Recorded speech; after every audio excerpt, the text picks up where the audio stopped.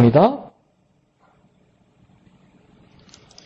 요한일서 4장 1절에서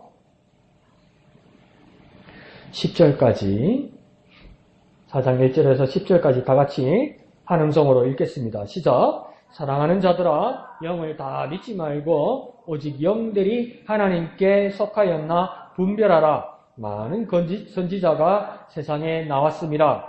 이로써 너희가 하나님의 영을 알지니 곧 예수 그리스도께서 육체로 오신 것을 시인하는 영마다 하나님께 속한 것이요, 예수를 시인하지 아니하는 영마다 하나님께 속한 것이 아니니 이것이 곧 적 그리스도의 영이니라. 오리라 한 말을 너희가 들었거니와 지금 벌써 세상에 있느니라. 자녀들아, 너희는 하나님께 속하였고 또 그들을 이겼나니 이는 너희 안에 계신 이가 세상에 있는 자보다 크심이라. 그들은 세상에 속한 거로 세상에 속한 말을 하며 세상에 그들의 말을 듣느니라. 우리는 하나님께 속하였으니 하나님을 아는 자는 우리의 말을 듣고 하나님께 속하지 아니한 자는 우리의 말을 듣지 아니하나니 진리의 영과 미혹의 영을 이로써 아느니라.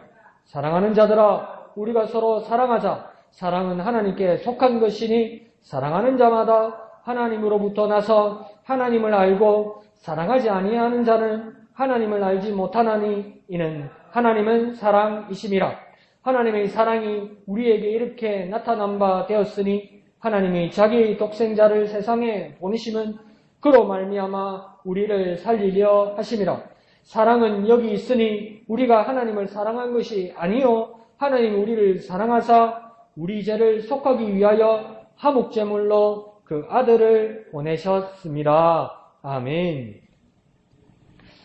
자, 우리 요한일서를 요한 복음이나 요한 서신들을 이렇게 보면 군데군데 그걸 느낍니다. 다 같이 읽어보면 군데군데 요한이 하고 싶은 말이, 또 요한이 전하고 싶은 말이, 하나님께서 감동하신 말을 군데군데 박아놨어요. 그 중에 우리가 느끼는 게 뭐냐면, 사랑하자는 말을 하기 위해서 엄청 가운데 많이 박아놨어요. 군데군데. 그래서 우리가 정신없이 읽다 보면 이번 읽었던 부분 또 읽는 건가? 이럴 정도로 또 서로 사랑하라고 그러네? 그게 요한서신이든가 요한복음이든가 이럴 정도로 막 이렇게 박혀 있습니다. 그래서 아주 뭐랄까요, 오묘하죠.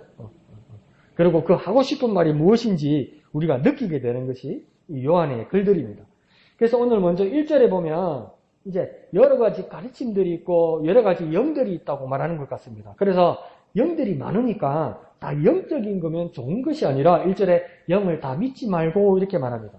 영을 다 믿지 말고 이렇게 말하는 거 보니까 뭡니까? 영들이 많이들 있었다는 겁니다. 그래서 다 믿지 말고 뭘 하라고 이야기하냐면 분별하라 이렇게 해야 됩니다. 그러니까 분별한다는 말은 뭐냐면 나누고 구분하여서 믿어야 할 것이 있고 믿으면 안 될 것이 따로 있다는 것을 정확하게 선을 끊고 분별하고 그것을 뭡니까? 판단하라고 이야기하는 겁니다. 또 쉽게 말하면 무작정 받아들여서는 안 된다는 말이죠. 영적이라서 무조건 받아들이면 안 된다는 겁니다. 영적이라는 것이 우리들만 소유하고 우리들만 점유하고 우리들만 알고 있는 것이 아니고 잘못된 영들이 많이 있다는 겁니다. 자, 그러자 이 믿음, 그리고 그 다음 이 믿음이 받아들임의 첫 번째 요건이 나옵니다. 그러면 이 영들을 믿어야 하는데 바른 영들을 믿어야 하는 거잖아요. 그러면 이 바른 영들을 믿게 되는 첫 번째 요건이 뭐냐면 어디에 속하였나 이렇게 관찰하여서 분별하라고 이야기합니다. 그러니까 소속이 어딘지, 누구에게 위치해 있는지 살펴보라는 겁니다. 더 우리가 실감나게 말하면 뭡니까? 현실적으로 나타날 수 없는 것이 신명히 나타나면 우리는 다 뭐라고 단정해버리냐면 영적이라고 이야기한다고. 그러니까 영적이고 신기하고 신비로운 거니까 그냥 덥석물어서 다 믿으려고 그러고 다 신뢰하려고 그런다고요. 그런데 요한은 오늘 경고하면서 뭐라고 이야기하냐면 그것이 영적이라 할지라도 어디에 속하였냐 관찰하여 분별하라고 이야기하는 겁니다. 어디 소속인지, 누구에게 위치해 있는지. 그러면 뭡니까? 우리는 영적이라 해서 다 하나님 것이라고 생각했지만 영적인 것이 하나님께 속하지 않은 것들이 많이 있다는 겁니다. 그러니까 이렇게 조심해야 되는 이유는 뭐냐면 분명하게 말하죠. 거짓 선지자가 세상에 나왔다 이렇게 표현합니다. 이미 와 있다는 겁니다. 거짓 선지자는. 이제 거짓 선지자가 올 것이다. 마지막 때가 다가오면 거짓 선지자들이 나타나서 우리를 많이들 유혹할 것이다가 아니고 이미 거짓 선지자가 이 세상에 나왔다 이렇게 합니다. 이미 출현했다 이렇게 합니다. 나중에 계속 보면 알겠지만 이 거짓 선지자가 세상에 나왔다고 말할 때 이 세상이란 말은 뭐냐면 이미 거짓으로 오염되고 지배받았다 이 말입니다. 이 세상은 세상으로 이 거짓 선지자가 나왔기 때문에 거짓 선지자가 안착하고 거짓 선지자들의 목적지가 어디냐면 세상이란 말이에요. 그러니까 이 세상은 이미 거짓으로 오염되고 지배받았다는 거죠. 그러니까 나중에 어떤 이야기로 우리가 이제 판단하게 되냐면 악의 상징, 하나님의 것이 아닌 악의 상징을 뭐라고 이야기하냐면 세상이라고 말합니다. 그러니까 세상은 하나님께 속하지 않은 걸로 표현하게 되는 겁니다. 그만큼 그러니까 세상은 또 쉽게 말하면 영적으로 오염됐다는 거죠. 그래서 뭐 이미 바울도 뭐 비판할 때 자기와 동력하는 자가 떠났다고 할 때 그러니까 이미 세상으로 갔느니라, 뭐 세상으로 떠났느니라 이렇게 말하잖아요. 그 악을 상징하는 말이라는 겁니다. 그래서 1절 전체를 보면 뭐냐면 믿지 않아야 할 것, 받아들여서는 안 될 영에 대해서 먼저 말하는 겁니다. 우리가 믿어야 할 것이 있는데 1절에 문제 지적할 때는 뭐냐면 믿지 말아야 할 것, 받아들이지 말아야 할 때 그 영에 대해서 말씀하는 겁니다. 그러자 이제 2절에는 뭡니까? 알아야 할 영이 있다고 이야기하는 거죠. 내가 하나님의 영을 알지니면서 알아야 할 영이 있는데 앞에 말씀드린 것처럼 알아야 할 영은 하나님의 영이라고 말하는 겁니다. 그러면 이렇게까지 분별하고 알아야 하는 이유는 뭐냐면 세상에는 너무도 많은 영들이 혼재해 있다는 겁니다. 그러니까 뒤죽박죽 혼란스럽게 되어 있다는 겁니다. 그래서 우리는 어떻게 해야 되냐면 하나님의 영을 제대로 찾고 제대로 알아야 된다는 겁니다. 그러니까 하나님의 영을 제대로 분별해야 된다는 거죠. 제대로 발견해야 된다는 것이죠. 그래서 하나님의 영은 그러면 어떻게 알아요? 그러니까 현실적으로 그러면 우리가 하나님의 영을 알아야 된다고 하는데, 자, 우리의 삶의 자리에서 나 개인이 내가 하나님의 아들이고 하나님의 딸이지만 그러면 하나님의 영은 어떻게 알아요? 그러면 보통 뭐라고 이야기하냐면 가만히 쳐다보면 안 봐요. 또 이렇게 말하죠. 그게 무슨 말인지는 알겠어요. 가만히 내버려줘서 저 하는 거 보면 끝이 이상하면, 끝이 잘못되면 그 잘못된 건 아니냐. 그걸 결국은 알게 된다. 그렇게 말하는 것 같기도 해요. 그런데 그렇게 되는 동안 가만히 내버려두고 그것을 보고 있으면 뭡니까? 이건 무모하고 아무 근거 없는 말이라는 겁니다. 그래서 요한은 아주 정확하게 오늘 2절에서 본문에서 말합니다. 하나님의 영, 하나님의 속한 영은 어떤 것이냐? 하나님의 영이 어떤 모습이냐? 정확하게 말하자면 뭡니까? 예수 그리스도께서 육체로 오신 것을 시인하는 영이다 이렇게 말합니다. 그것이 무엇입니까? 하나님께 속한 영이다. 하나님의 영이다 이렇게.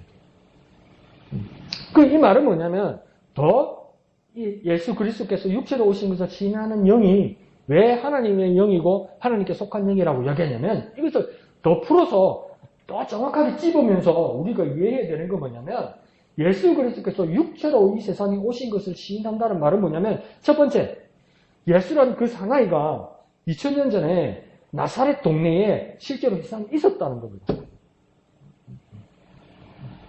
그걸 먼저 인정해야 된다는 겁니다. 예수님이 우리를 사랑하셔서 우리를 위해 죽으시고 우리를 위해 부활하시고 우리를 구원해 주셨기 때문에 시간을 초월해서 우리 모두를 구원하신다. 이거 맞죠? 그런데 그것만 생각하다 보니까 우리에게는 뭐가 상관이 없는 것처럼 생각하는 거예요. 예수님이 세상에 오시든 안 오시든 상관이 없는 거예요, 이게. 예수님이 우리를 구원하신다는 그 선포만 있으면 괜찮다고 생각한단 말이에요. 세상에 오시든 안 오시든. 그런데 요한은 뭐라고 이야기하냐면 그 2000년 전에, 그 당시면 뭡니까? 서기 거의 1년경에 예수란 사나이가 진짜 그 북갈릴리 나사렛이라는 동네에 실제로 살고 있었다는 것, 실제로 살았다는 것을 인정해야 된다는 겁니다. 사람으로 이 세상에 왔다는 것을. 그러니까 두 번째로 말하면 더 가까이 가면 뭐냐면 실제로 육체를 입고 사람의 몸을 입고 실제로 존재했다는 것. 그가 실제로 존재했다는 것.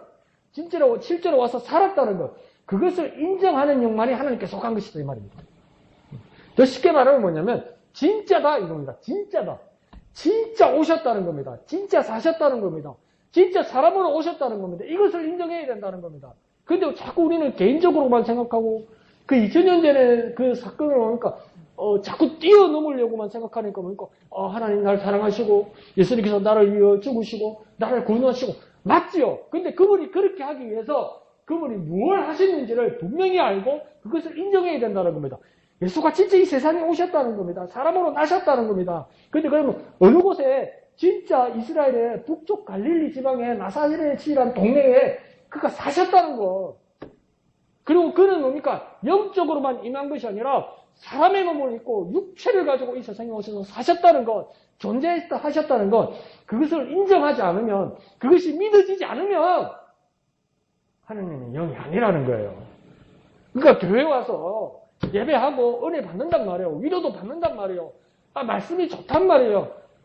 내가 정말 고생하고 내가 정말 힘들었는데, 안 그러면 내가 죽을 뻔했는데, 내가 하나님의 위로를 받고 예수님의 말씀을 듣고 막 평안이 오고, 더 쉽게 말해볼까요? 막 한풀이도 되고 스트레스도 풀린단 말이에요. 감사하다. 이게 구원인가 보다. 예수님 감사합니다. 그거 가지고 안 된다는 거예요. 그러니까 실제로 하나님의 아들이 사람의 몸을 입고 살고 계셨다는 거예요. 세상에 오셨다는 거예요. 그걸 믿어야 된다는 거니까 성탄이라는 것이 얼마나 우리에게 중요하고 의미가 있는 겁니까? 근데 말은 많죠. 진짜 12월 20일 예수님 왔나? 맞나? 확실하나? 근데 모른다. 그럼 니는 언젠데? 니도 모른다. 그래서 성탄절 지내면 안 된다. 그럼 안 오신 걸로 학기 가고만. 그럼 10월 20일 날 니는 녹기가 집에서. 언제 오신지 모르지만 예수님이 세상에 오신 거 확실하잖아요. 그럼 그는 예수님이 오시면 우리가 어떻게 부인하고 모른 척하고 우리가 하나님 앞에 예배하지 않을 수 있냔 말이에요. 주님이 오심이 얼마나 중요한데, 사람으로 이 세상에 오심이 얼마나 기쁜 일인데, 조금만 더 생각하면 좋겠단 말이죠. 자, 그러면 해결점이 나옵니다. 하나님의 영은 뭐냐면, 첫 번째, 더 쉽게 말하면 하나님께 속한 것입니다. 하나님의 영이라는 것은 하나님께 속한 겁니다. 두 번째는요, 예수가 그리스도이신 것을 알고 있어야 됩니다. 우리는 자꾸 이렇게 하다 보면 오해하게 되죠. 예수님 이름이 뭐냐? 예수 그리스도 이렇게 얘기하죠. 예수님이 뭐냐? 예수 그리스도.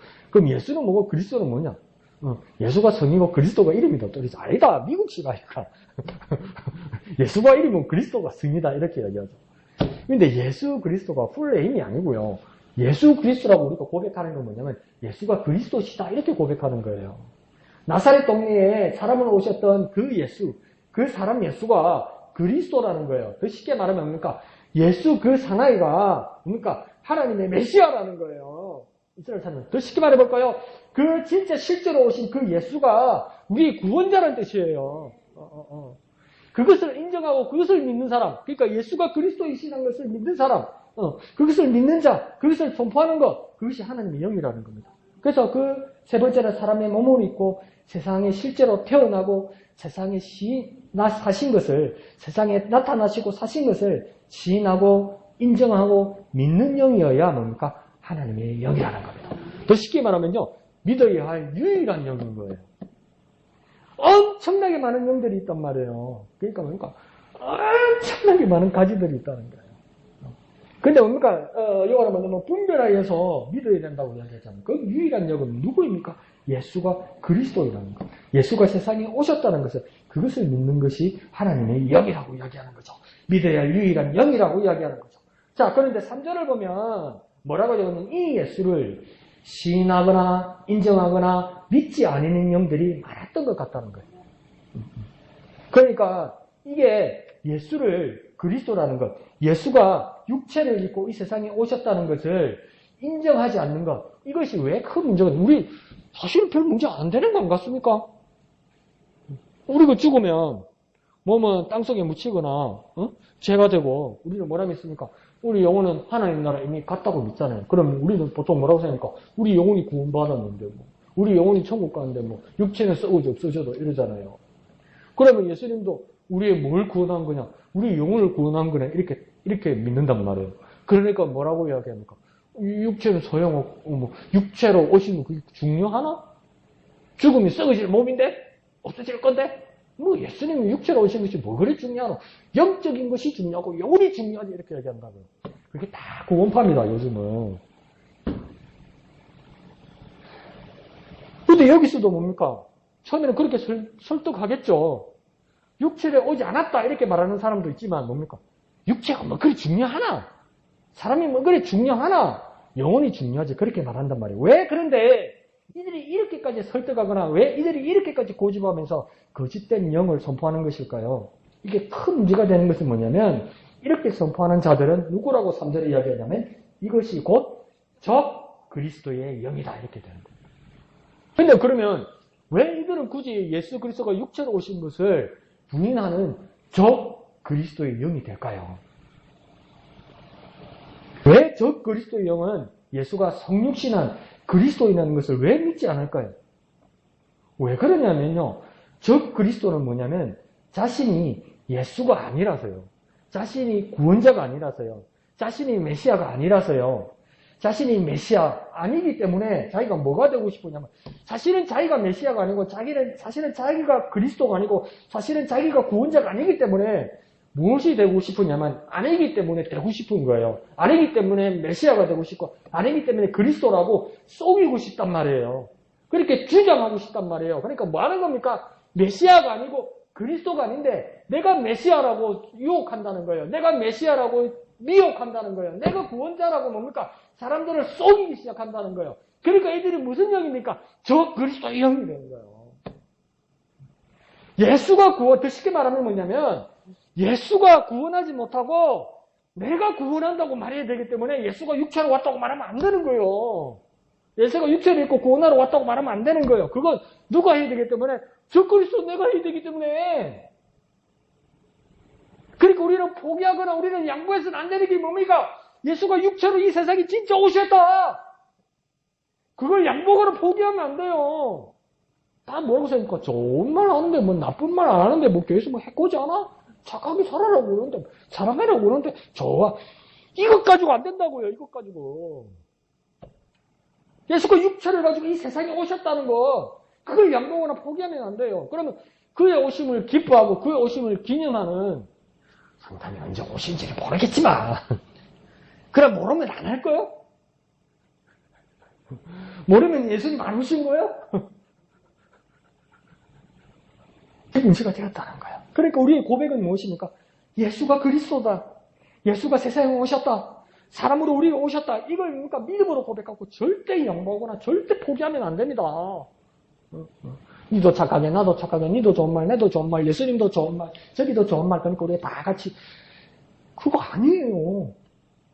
정말 양보할 수 없는 말입니다. 예수가 그리스도다. 예수가 세상에 오셨다. 사람으로 우리에게 오셨다. 이것을 믿음으로 선포하고 믿음으로 우리의 삶을 간직하는 저와 여러분 되시길 부탁드립니다. 한번 해볼까요? 예수가 그리스도다.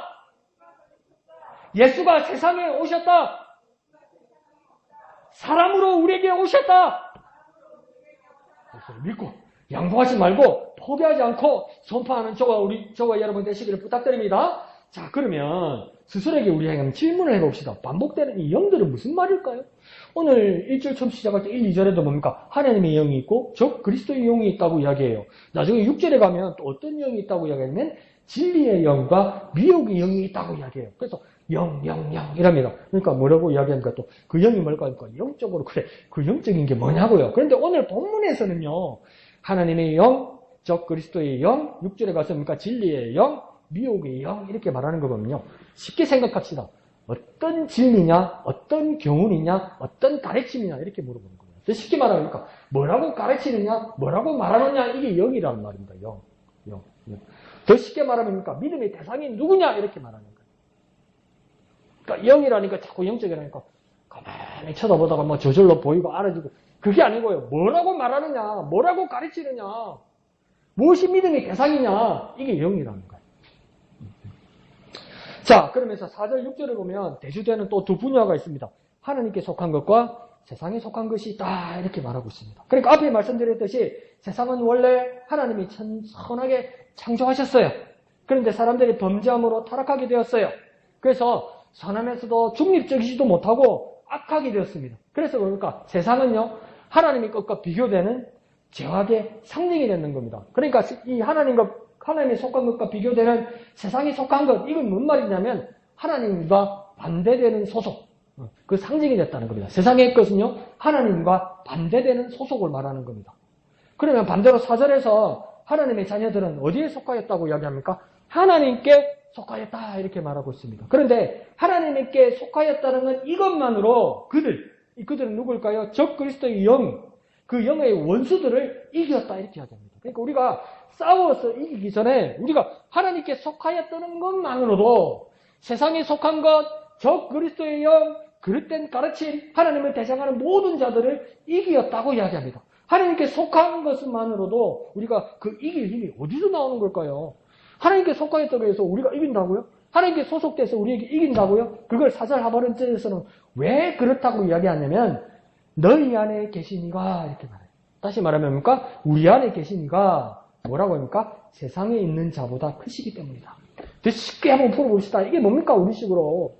하나님이 적 그리스도보다 크시다고요. 하나님이 세상보다 훨씬 크시다고요. 하나님이 그것과 비교할 수 없을 정도로 위대하시다고요. 근데 우리가 뭡니까? 그 소속이 되었으니 우리는 세상을 이긴단 말이에요.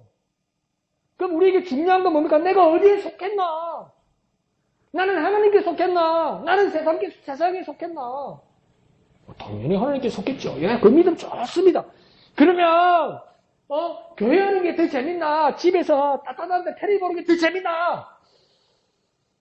하나님께 좋아야죠. 그런데 꼭 우리는 뭡니까? 하나님께 속한 사람이면 하나님 것이 좋아야 되는 것이죠.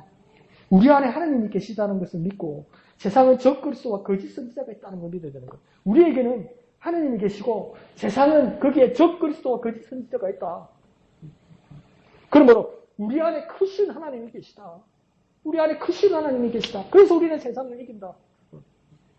세상은 이겨야 할 대상이잖아요. 근데 세상이 부럽거나 세상이 그립거나 세상에 고함직도 하고 먹음직도 하고 지혜롭기도 하고 탐스럽게 할 만도 하면서 자꾸 한 번 보고 두 번 보고 자꾸만 보고 싶으면 나는 세상에 속한 사람입니까? 나는 하나님께 속한 사람입니까? 혹시 내 안에 하나님이 안 계시고 내 안에 세상의 것이 가득 차 있는 것 아닙니까? 그렇게 내 자신에게 물어보아야 된다는 거예요. 그러니까 우리가 믿음으로 선포합시다. 믿음으로 우리 믿음을 우리 선포로 우리의 믿음을 더 굳건하게 합시다. 뭐라고 고백할까요? 내 안에 크신 하나님이 계시다. 그렇게 확인하고 확증하고 믿는 저와 여러분 되시기를 부탁드립니다. 한번 해볼까요? 내 안에 크신 하나님이 계시다. 내 안에 크신 하나님이 계시다. 내 안에 계신데 이 하나님이 크고 너무나 위대해서 나는 내 안에 계셔서 하나님 그럭저럭 괜찮은 분이 내 안에 들어오셨나 이렇게 생각했는데 내 안에 들어와 계신 하나님이 이분은 크고 위대하신 하나님이라서 이분이 어떤 분이냐면 세상을 이기는 하나님이란 말이야. 세상을 이기는. 이게 얼마나 놀라운 고백입니까? 그러니까 우리 믿음으로 항상 고백합시다. 내 안에 크신 하나님이 계시다. 내 안에 위대하신 하나님이 계시다. 내 안에 계신 크신 하나님은 세상을 이기시는 하나님이시다. 세상을 지배하시는 하나님이다. 그 하나님이 어디 계시다고요? 내 안에 계시다고요. 내 안에. 그럼 내가 어떻게 살아야 되고 내가 세상을 어떻게 바라야 되고 봐와야 되고 내 삶의 자리가 어떻게 해야 되는지 선명하게 나타나는 겁니다. 아주 깨끗하게 드러나는 겁니다. 그렇게 크신 하나님을 기뻐하는 저와 여러분 되시기를 부탁드립니다. 자, 그래서 6절은 이제 두 가지 영을 또 비교합니다. 뭡니까? 진리의 영과 미혹의 영을 분별하게 됩니다. 그래서 진리의 영은 뭡니까? 하나님께 속하고 다시 한번 미혹의 영은 세상에 속하는 겁니다. 그러니까 진리의 영은 하나님의 영이고 미혹의 영은 적 그리스도의 영이다 이 말입니다. 그러니까 같은 말, 쉬운 말은 뭡니까? 한 번 더 설명하기 위해서 다른 말을 쓴 거죠. 쉽게 말하면 진리의 영은 하나님의 영이고 미혹의 영은 적 그리스도의 영입니다. 미혹의 영은 뭘 미혹할까요? 예수가 그리스도 아니야. 나사렛에서 온 그 예수 그리스도 아니야. 뭐라고 이야기합니까? 내가 그리스도다 이렇게. 내가 그리스도. 그게 한 10년 넘었습니까? 목사님이 수요일인가 주일 밤에 한번 말씀해 주셨는데 거기에 대해서 말씀해 주셨어요. 심리학자들이나 정신과 의사들이 연구하는 대상들 중에 그게 있었답니다. 메시아닉 신드롬. 이게 뭐냐면 거짓말 하는 게 아니고 지가 진짜 메시아라고 믿는 이 정신병 환자들이 있답니다. 근데 진짜 믿는 사람이에요. 그래서 오랫동안 연구하다가 몇 사람이 진실을 고백한 딱 두 사람이 있었대요. 끝까지 자기가 메시아라는데 두 사람은 그러니까 진짜 메시아의 신두름을 가진 사람이 아니고 그러니까 거짓말을 하던 속이는 사람이 두 사람이 있었대요. 그게 뭐냐면 한 사람은 뭐라고 해야 되냐면 이제 와서 살아보니까 내가 메시아가 아니다 이런 사람도 있고 또 한 메시아가 진짜 웃었죠. 그때 목사님 설명했을 때 뭐랬냐면 사실은 내가 데리고 있던 동정녀는 마리아가 아니고 내 형수였다 이렇게 말했어요. 그 이야기를 들어서 얼마나 웃었는데 근데 여기서 미혹하는 영이 왜 적그리스도냐면 적그리스도가 미혹하는 것은 뭐냐면 그 예수가 그리스도가 아니라는 거예요. 그럼 그 예수가 그리스도가 아니라는 걸 말하기 위해서 뭘 말하는 겁니까? 내가 그리스도다 그러고 싶은 거예요.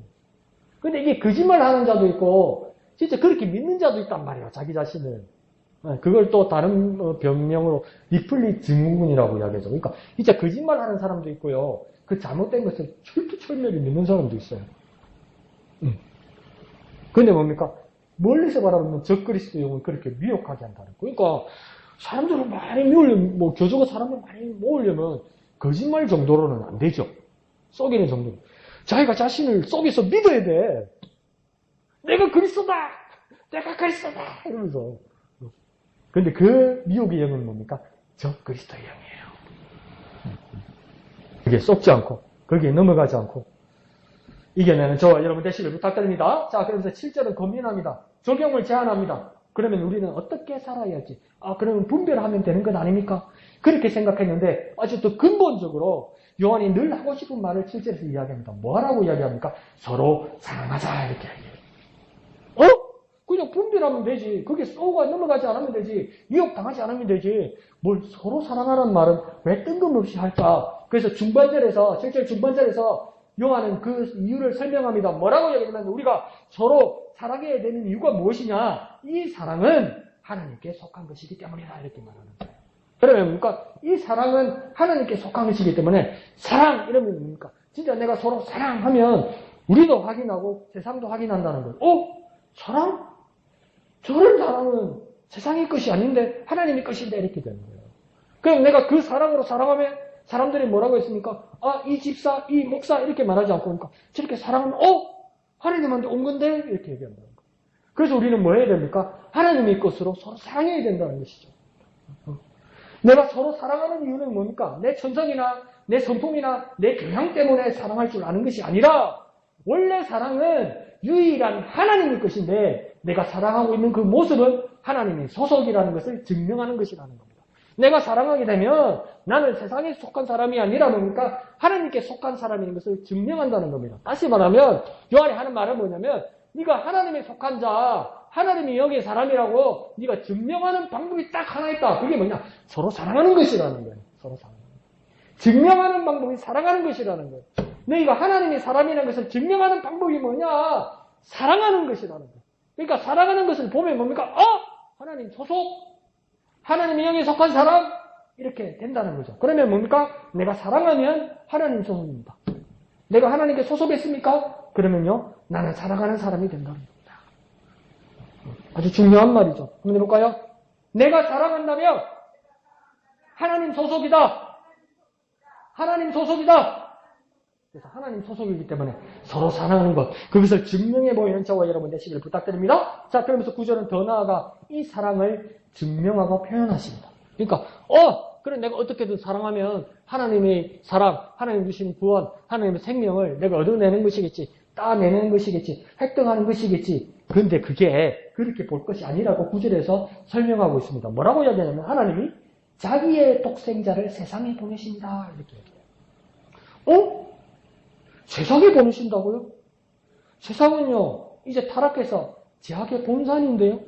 세상에 누가 있는데요? 이미 적그리스도의 영과 거짓 선지자가 장악하고 있는데요.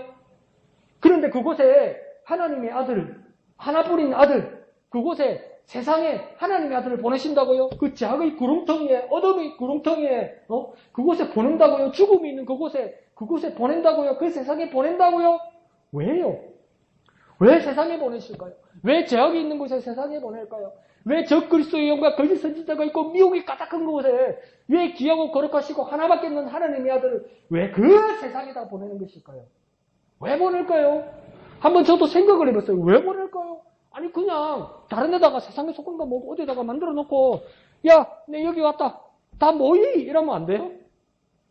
다 모여! 마음에 드는 사람, 오고 싶은 사람, 날 믿고 구원받고 싶은 사람 여기 다 모여! 이러면 안 돼요? 근데 왜 직접 거기다 가시냐는 말이죠. 그런데요, 가만히 생각해 보니까 내가 원래 어디 있었냐면요. 세상에 있었더라고요. 내가 세상에 있었더라고요. 나는 원래요, 하나님 나라에 있지 않고요. 내가 태어날 때 보니까 나는 세상에 있었더라고요. 나는 거짓에 있었고요. 나는 죄악 가운데 있었더라고요. 그런데 그 세상에 하나님의 아들이 오셨더라는 거예요. 죄악 가운데 있는 나를 위해서 하나님께서 하나님의 아들이 직접 나에게 찾아오셨더라는 거예요. 왜요? 날 살리려고요. 내가 살게 하려고요. 그러니까 하나님은 무엇입니까? 세상을 포기하거나 버리지 않았다는 겁니다. 그러니까 요한복음 3장 16절에서도 뭐라고 이야기합니까? 하나님이 세상을 이처럼 사랑하사 이렇게 말합니다. 그리고 그 독생자 하나뿐인 아들을 주셨다고 이야기하는 겁니다. 그러니까 10절의 말씀을 따라 내가 받은 구원이 무슨 내 공로나 노력이나 성과나 수고의 결과가 아니라는 것이죠. 내가 어떻게 해서 구원받고 내가 어떻게 해서 얻은 생명이 아니라는 겁니다. 우리 보통 그렇게 생각하니까 하나님은 하나님 일을 하고 나는 내 일을 해서 이해 타산이 많거나 내가 뭡니까 선택했을 때 구원받는다고 이렇게 생각하는 사람이 많단 말이에요. 그러니까 하나님은 어떻게 하냐면 나는 아이고 저 죄악 가운데 있는 거 보니까 불쌍하다 불쌍해. 그래서 하나님의 마음을 어떻게 결정해요? 내가 죽었다는데 기회는 줘야지. 그렇게 생각해서 하나님의 아들을 세상에 보내시고 세상 가운데서 십자가에 못 박혀 죽으시고 부활하셔서 뭐라고 얘기하냐면 이 부활한 예수를 믿는 자는 다 구원 얻는다. 그러니까 믿을 사람은 믿고 믿지 않은 사람은 믿지 마라. 그러니까 뭐라고 해야 합니까? 하나님 그러면 내가 받은 구원은 뭐라고 해야 합니까? 내 믿음이라는 것이 내 능력이 되고 내 공로가 되고 내가 선택한 것이 되고 내가 성취한 것이 되고 내 노력의 결과가 된다는 거예요. 그런데 그게 아니라고 요한은 말합니다. 뭐라고 이야기합니까? 우리가 하나님을 사랑한 것이 아니래요. 이게 더 쉽게 말하면 네가 딴 거 아니야. 네가 상 받은 거 아니야. 네가 노력해서 얻어낸 결과가 아니야. 이렇게 말하는 거예요. 그럼 뭐라고 이야기합니까? 하나님이 우리를 사랑하신 거라고. 그러니까 내가 사랑한다는 거, 내가 좋아하는 거, 내가 선택하는 걸 했으면 저는요, 나이가 먹으면서 저를 조금 알겠어요. 많이는 모르는데 조금 알겠어요. 그래서 그 조금 아는데 그 이기적이고 그 무식하고 그 모자란 걸 내 자신을 보면 소스라치게 놀라요, 한 번씩. 자, 내가 알아서 사랑하고 내가 선택하게 있으면 나는 예수님을 선택 안 했어요. 강우경은요, 하나님께서 딱 깔아놓고 다 설치해놓고 믿으면 믿고 말하면 말하라고 해놨으면 나는 하나님께 안 가요, 나는. 세상에 재밌는 게 얼마나 많은데. 찌질이 궁상 후에 죽이고 죽고 피 흘리고 그걸 뭐 받아 먹는다 그러고 모여서 사랑해야 된다 그러고 예배해야 된다 그러고 그 길을 왜 가요? 나는 선택하지 않았을 거예요. 근데 내가 왜 구원받은 겁니까? 내가 한 게 없어요. 강우경이 구원받은 것은 강우경이 한 게 하나도 없어요. 근데 네가 어떻게 구원받았냐? 내가 강씨, 박씨, 이씨, 김씨 중에 내가 선택했습니까? 강씨가 날라와서 내가 강씨 된 거 아니요. 난 박씨가 좋은데 그렇게 됩니까? 그와 마찬가지로 하나님이 먼저 날 사랑하셨단 말이에요. 하나님이 날 사랑하셨기 때문에 난 구원받았지. 내가 뭘 잘하거나 내가 뭔 자격증을 따가지고 난 구원받은 적이 없어요. 내가 잘해가지고 구원받은 게 없어요. 내가 구원받은 건 오직 한 가지예요. 하나님이 나를 사랑하셨기 때문이에요. 하나님이 일방적으로 나를 사랑하셨기 때문에요. 세상에서 방탕하고 죄악 가운데서 지내는 것을 즐겨하고 그것을 당연하게 생각하고 그것이 내 일생으로 생각하는 나에게 하나님을 거부하는 나에게 하나님이 진즉해서 찾아오셔서 나를 건져줄 수 있기 때문에 난 구원받은 거예요. 하나님이 다 하신 거예요. 하나님이. 내가 사랑받고 내가 구원받는 건 뭡니까? 하나님이 다 하신 거예요. 하나님이. 내가 뭘 한 게 없어요. 그래서 요한이 그렇게 말하는 겁니다. 우리가 하나님을 사랑한 것이 아니요. 하나님이 우리를 사랑하는 것이다. 이것이 얼마나 지당하고, 저는 뭐라고 쓰냐, 옆에다가 지당한 정도가 아니라, 다행이다. 다행이다. 다행이다. 하나님 그러지 않았으면 난 어떻게 됐을까? 얼마나 우리를 사랑하셨는지. 그래서 그 하나님이 우리를 얼마나 사랑하셨는지 10절 끝에 뭐라고 이야기합니까? 어떤 제사라고 이야기합니까? 화목제물로 아들의 목숨을 제사로 올리셨다 이 말입니다. 여기는 이제 의견이 여러 분분하더라고요. 꼭 화목제일까? 안 그러면 속죄제일까? 번역이 잘못된 건 아닐까? 그렇게 이야기하기도 합니다. 그런데 그냥 쓰인 대로 한번 이해해 봅시다. 왜 굳이 화목제물로 아들의 목숨을 제사로 올렸을까? 그러니까 여러 제사들 중에서도 화목제로 제사를 드렸다는 것은 뭐냐면, 화목제는 뭐냐면 제사가 끝나면요, 제사 지내는 사람들이 다 모여서 제사의 연장으로 다 같이 먹고 놀고 기뻐하는 순서가 있어요. 특별히 화목제는. 그러니까 이 말은 뭐냐면, 우리가 누리는 구원은 뭐냐면, 좀 죄송합니다. 그래도 이해하고 들어주세요. 우리가 누리는 구원은 하나님 아들의 목숨을 삼켜 먹고 그 때문에 다행이라고 기뻐 잔치하는 겁니다. 더 거칠게 말씀드려볼까요? 하나님의 아들을 잡아먹고 우리가 기뻐서 잔치하는 겁니다. 하나님의 아들 생명을 삼키고 그 생명이 우리에게 들어와서 정말 다행이라고 우리가 기뻐 잔치하는 겁니다. 근데 하나님이 그걸 원하셨다는 거예요.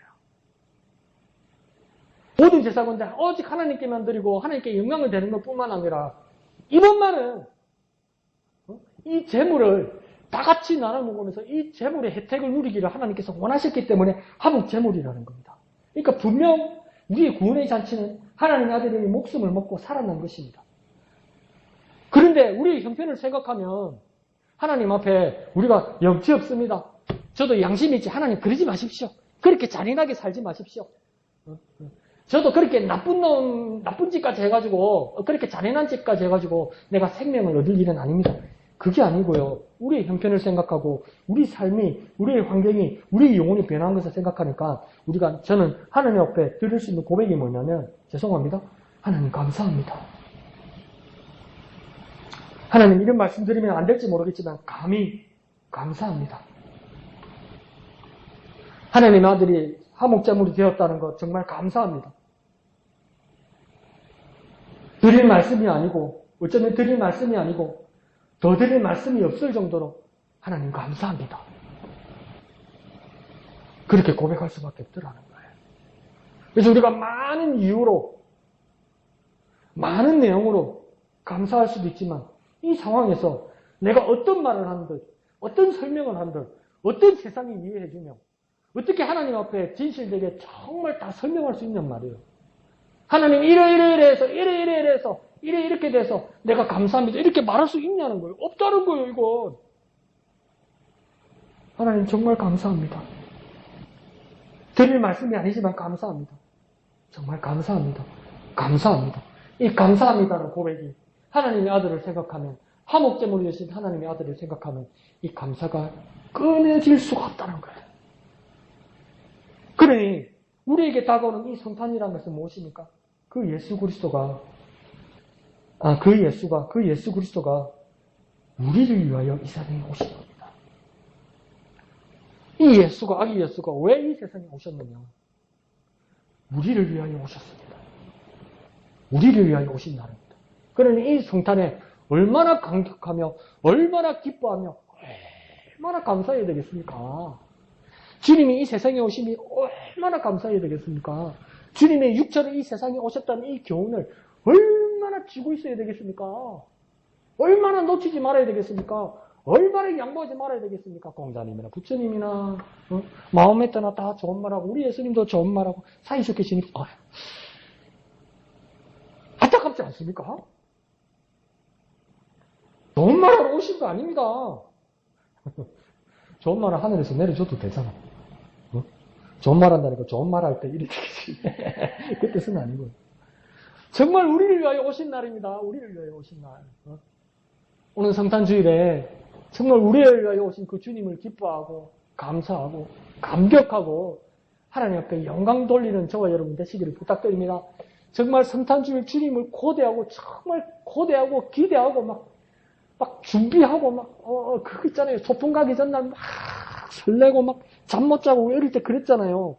근데 주님이 이 세상에 오신 날을 기념하는 예배가 얼마나 막 고대가 되고 얼마나 기대가 되고 얼마나 소망이 되겠습니까? 세상은 몰라도 우리는 세상처럼 그러면 안 돼요.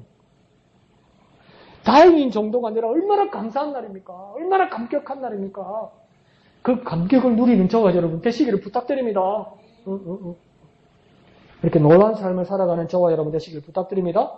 주님 앞에 고백해 볼까요? 주님 감사합니다. 주님 감사합니다. 정말 감사합니다. 주님을 깊이 묵상하면서 성탄을 고대하고 그 기간 동안 우리는 주님 앞에 영광 돌리면서 주님 감사합니다. 정말 오셔서 감사합니다. 날 위해 오와 주셔서 정말 감사합니다. 정말 나 같은 사람 위해 주님께서 이 세상에 와 주셔서 정말 감사합니다. 그 감사를 끊임없이 올려드리는 저와 여러분 되시기를 예수님 이름으로 축원드립니다. 이 시간 다 같이 찬송하신 후에 기도하도록 하겠습니다. 1절만 찬송하신 후에 기도하겠습니다.